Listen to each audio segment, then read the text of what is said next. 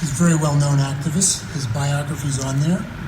I would just say to him, thank you for speaking at the events you have in this area, and welcome to the stage. Thank you.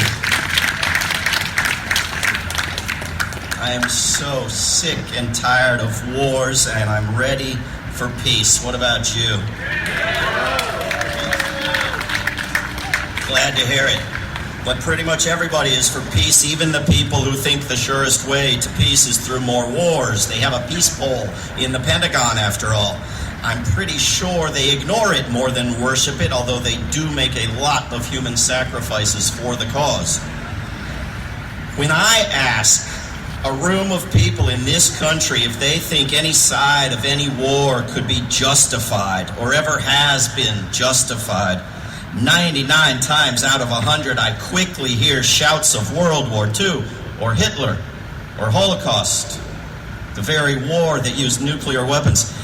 Now, I'm going to do something I do not usually do and recommend that you watch a super long film by Ken Burns on PBS, the new one on the U.S. and the Holocaust. I mean, unless you are one of those weirdo dinosaurs like me who reads books. Any of you read books? Okay, well, the rest of you, watch this film because it eliminates the number one reason people give for supporting the number one past war they support, which is the number one propaganda foundation for supporting new wars and new weapons. I expect book readers already know this, but saving people from death camps was not part of World War II. In fact, the need to focus on waging a war was the top public excuse for not rescuing people. The top private excuse was that none of the world's countries wanted the refugees. The film covers the insane debate that went on over whether to bomb death camps to save them, but it does not tell you that peace activists, people like you, were lobbying Western governments to negotiate for the freedom of the camp's intended victims.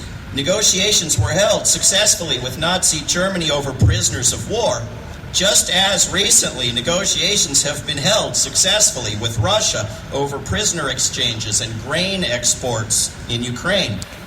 The trouble was not that Germany wouldn't free people. It had been loudly demanding that anyone take them for years. The trouble was the U.S. government did not want to free millions of people. It considered a major inconvenience. And the trouble now is that the U.S. government does not want peace in Ukraine. I do hope that the U.S. will admit fleeing Russians and get to know them and like them so that we can work together with them before the U.S. gets to the point of instituting a draft. But while only a vocal minority in the U.S. wanted to help the victims of Nazism, by some measures we now have in the U.S. a quiet majority wanting to end the slaughter in Ukraine. But we're not all quiet all the time, are we? There was a poll by Data for Progress of Washington's 9th Congressional District at the beginning of August that found 53% of voters said they would support the U.S. pursuing negotiations to end the war in Ukraine as soon as possible, even if it meant making compromises with Russia. One of many reasons that I believe that number can go up, if it hasn't already gone up, is that in the very same poll, 78% of voters said they were concerned about the conflict going nuclear. I suspect that the 25% or more who apparently worry about a war going nuclear but believe that's a price worth paying to avoid negotiating for peace lack a completely comprehensive understanding of what nuclear war is and have never spoken to a single person from the Marshall Islands. I think we have to go on trying every possible means of getting people to become aware of the dozens of near-miss accidents and confrontations, of how extremely unlikely it is that a single nuclear bomb will be launched rather than a great many in two directions. that the sort of bomb that destroyed Nagasaki is now merely the detonator for the sort of vastly larger bomb that nuclear war planners call small and usable. And how even a limited nuclear war would create a global crop-killing nuclear winter that could leave the living envying the dead. I understand that some people in and about Richland, Washington, are trying to change some names of things and generally scale back the glorification of having produced the plutonium that massacred the people of Nagasaki. I think we should applaud that effort to undo celebration of a genocidal action. The New York Times recently wrote about Richland, but mostly avoided the key question. If it were true that bombing Nagasaki actually saved more lives than it cost, then it might still be decent for Richland to show some respect for the lives that were taken, but it would also be important to celebrate such a difficult accomplishment. But if it is true, as the facts seem to clearly establish, that the nuclear bombs did not save more than 200,000 lives, did not in fact save a single life, then celebrating them is simply evil. And with some experts believing that the risk of nuclear apocalypse has never been greater than it is right now in this moment, it does matter that we get this right. The Nagasaki bombing was actually moved up from August 11th to 9th, 1945, to decrease the likelihood of Japan surrendering before the bomb could be dropped. So whatever you think of nuking one city, when many of the nuclear scientists wanted a demonstration on an uninhabited area rather than the nuking of a city, it's hard to concoct a justification for nuking a second city. And in fact, there was no justification for destroying the first one. The U.S. Strategic Bombing Survey set up by the U.S. government concluded that, quote, certainly prior to December 31st, 45, and in all probability prior to November 1st, Japan would have surrendered even if the atomic bombs had not been dropped, and even if Russia had not entered the war, and even if no invasion had ever been planned or contemplated. A dissenter who expressed that same view to the Secretary of War and, by his own account, to President Truman prior to the bombings was a guy named General Dwight Eisenhower. General Douglas MacArthur, prior to the bombing of Hiroshima, put together a press conference and announced that Japan had already been beaten. The chairman of the Joint Chiefs of Staff, Admiral William D. Leahy, said, quite angrily in 49, quote, the use of this barbarous weapon at Hiroshima and Nagasaki was of no material assistance in our war against Japan. The Japanese were already defeated and ready to surrender. President Truman justified the Hiroshima bombing not as speeding the end of a war, but as revenge against Japanese offenses. For weeks, Japan had been willing to surrender if it could keep its emperor. The U.S. refused that until after the bombs fell. So the desire to drop the bombs may have lengthened the war. We should be very clear that this claim that the bombs saved lives originally made slightly more sense than it does now, because it was about white lives. Now everyone is too embarrassed to include that part of the claim, but goes on making the basic claim anyway, even though murdering 200,000 people in a war that could be over if you would just end it is perhaps the very furthest thing imaginable from saving lives. It seems to me that schools, rather than using mushroom clouds for logos, should focus on doing a little bit better job of teaching history. And I mean all schools. Why do we believe in the end of the Cold War? Who taught us that the Cold War ended? The supposed ending of the Cold War never involved either Russia or the U.S. reducing its stockpiles below what it would take to destroy virtually all life on Earth multiple times. Not in the understanding of scientists 30 years ago, and certainly not now, when we know more about nuclear winter. The Cold War's supposed ending was a matter of political rhetoric and media focus, but the missiles didn't go away. The weapons never came off the missiles in the US and Russia as in China. Neither the US nor Russia ever committed to not starting a nuclear war. The Treaty on Non-Proliferation's commitment appears never to have been an honest commitment in Washington, D.C. I hesitate even to quote what it says for fear someone in Washington, D.C. will learn it exists and tear it up. But I'm going to quote a bit of it anyway. The treaty's parties committed to, quote, pursue negotiations in good faith on effective measures relating to cessation of the nuclear arms race at an early date and to nuclear disarmament, and on a treaty on general and complete disarmament under strict and effective international control. End quote. I would like the U.S. government to sign on to a lot of treaties, including treaties and agreements it has torn up, like the Iran Agreement, the Intermediate Range Nuclear Forces Treaty, the Anti-Ballistic Missile Treaty, and including treaties it has never signed, such as the Treaty on the Prohibition of Nuclear Weapons. But none of them are as good as existing treaties that we could demand compliance with, such as the Kellogg-Briand Pact, which bans all war, or the Non-Proliferation Treaty, which requires complete disarmament of all weapons. Why do we have these laws on the books that are so much better than the things we even dream of legislating that we find it easy to accept the propaganda claim that they don't actually really exist, that we should believe our televisions rather than our own lying eyes? The answer, I think, is pretty simple. The peace movement of the 1920s was stronger than we can imagine, and the anti-war and anti-nuclear movement of the 1960s was pretty darn good as well. Both of those movements were created by ordinary people exactly like us, except with less knowledge and experience. We can do the same and better. But we need to get mad about nuclear madness.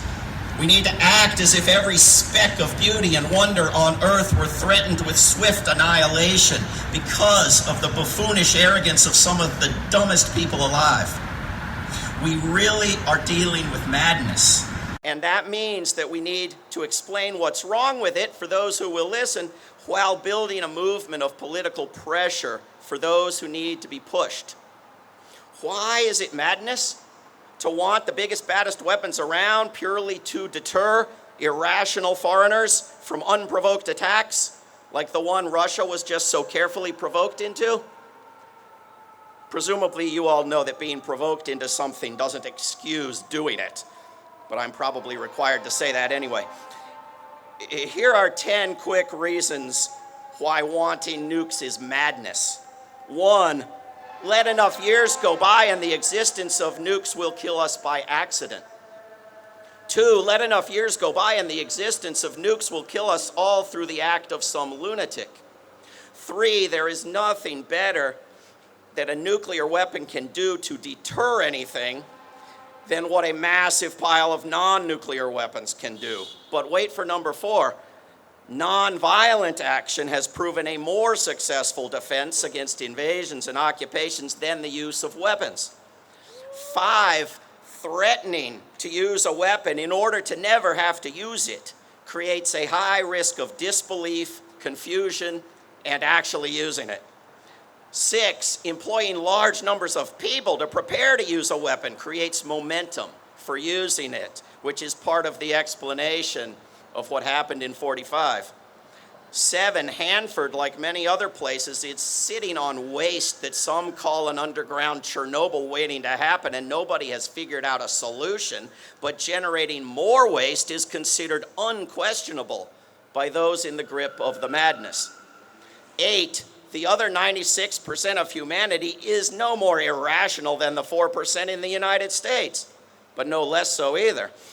9, when the Cold War can be restarted simply by choosing to notice that it never ended, and when it can turn hot in an instant, failing to radically change course is the definition of insanity. 10, Vladimir Putin, as well as Donald Trump, Bill Clinton, two Bushes, Richard Nixon, Dwight Eisenhower, and Harry Truman, has threatened to use nuclear weapons. These are people who believe in keeping their threats far more than in keeping their promises. The U.S. Congress openly claims the complete inability to stop a president.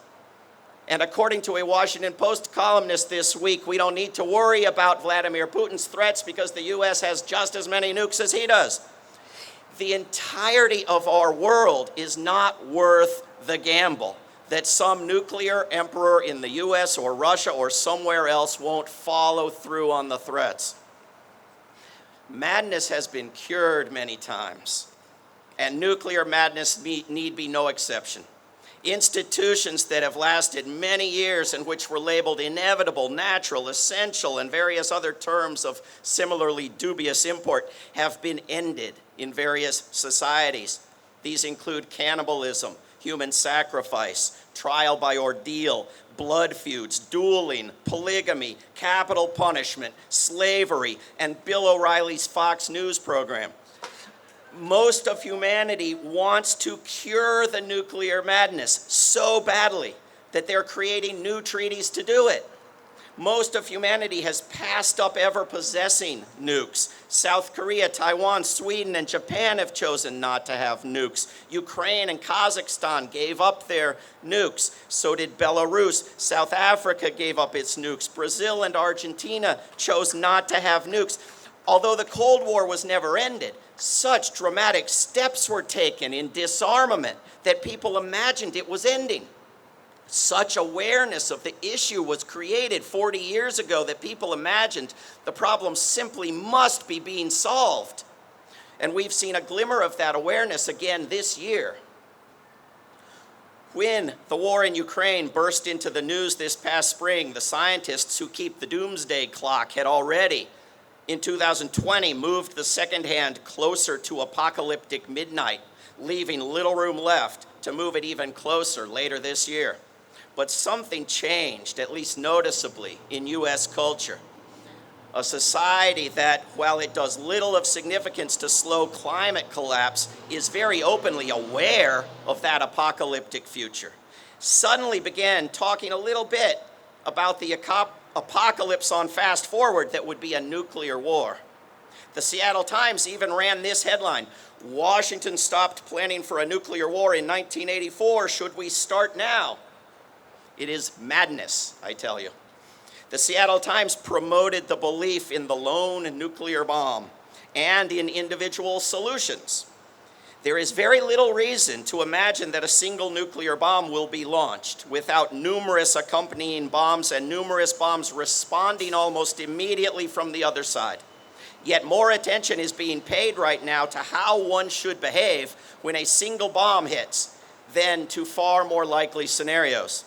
The city of New York put out a public service announcement telling residents to go indoors. Advocates for those without homes are outraged by the unfair impact of nuclear war, even though a real nuclear war will favor only cockroaches. And for a small percentage of what we spend preparing for it, we could give every single person a house. We heard earlier today about the iodine pills solution. A non-individual response to this quintessentially collective problem would be to organize pressure for disarmament, whether joint or unilateral.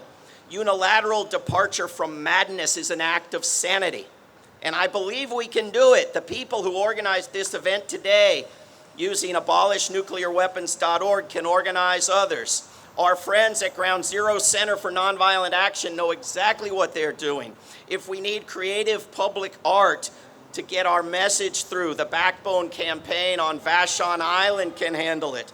Up on Whidbey Island, the Whidbey Environmental Action Network and their allies just kicked the military out of state parks.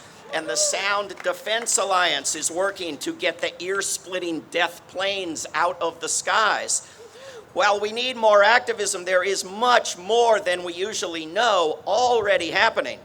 At DiffuseNuclearWar.org, you'll find planning underway across the U.S. for emergency anti-nuclear actions in October.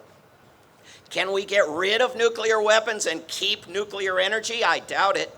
Can we get rid of nuclear weapons and keep mountainous stockpiles of non-nuclear weapons positioned on 1,000 bases in other people's countries?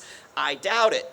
But what we can do is take a step and watch every subsequent step grow easier, because a reverse arms race makes it so, because education makes it so, and because momentum makes it so. If there's anything politicians like better than incinerating entire cities, it's winning.